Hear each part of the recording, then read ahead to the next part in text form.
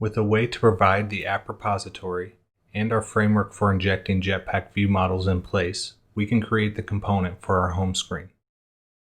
First, we'll create a Dagger module that will be used in our component called Home Module.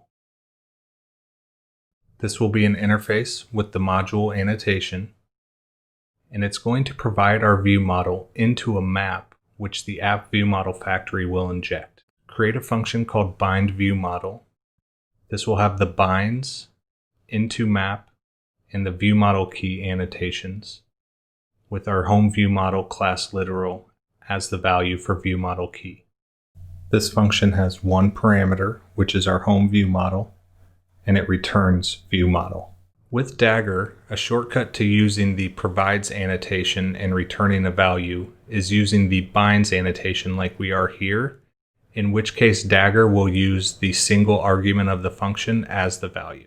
This is a small shortcut to reduce generated code and make declaring bindings a bit quicker. Since the app view model factory injects a map with a key of class with an upper bounds of view model to a value of view model, this function will provide a value into that map. The key here is the value passed to view model key, which is our class, and we don't get an error here since home view model extends view model. And then the value is the implementation we're binding with this function, which is our home view model.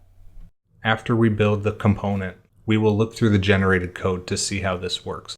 Next, in the home modules build.gradle file, add a project dependency on app deps as well as the DI project. Now we can start creating our home component, which will be a new interface called HomeComponent. This will have the component annotation, and we're also going to add a dependencies value to this annotation. We depend on application deps, and we can just pass the class literal in the array there. And then we also have a module for this component. So we'll add a second argument in the annotation called modules and pass in an array of just our home module. We'll add a function to inject our HomeFragment, and this just helps Dagger figure out what it needs to be able to provide so it can give us compile time errors if all of the dependencies cannot be satisfied. We'll create a component factory by declaring a nested interface in here with the annotation component.factory. And this will have a single method called create that takes in the application deps and returns HomeComponent. We don't have to pass in the module here because the interface declaration has all the information Dagger needs to be able to provide the dependencies that are declared there.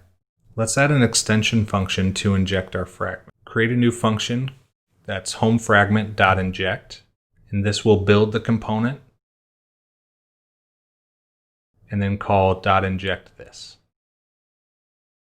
Now open the HomeFragment class. Here we can inject the app view model factory, and we'll define a property for home view model, which we'll get by lazy. Remember, you can't inject the view models directly. We have to go through the factory. So in the lazy block, we'll create a view model provider, passing in this fragment as well as the view model factory.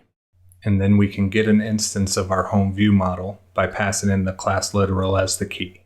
Override onAttach and call our inject extension function.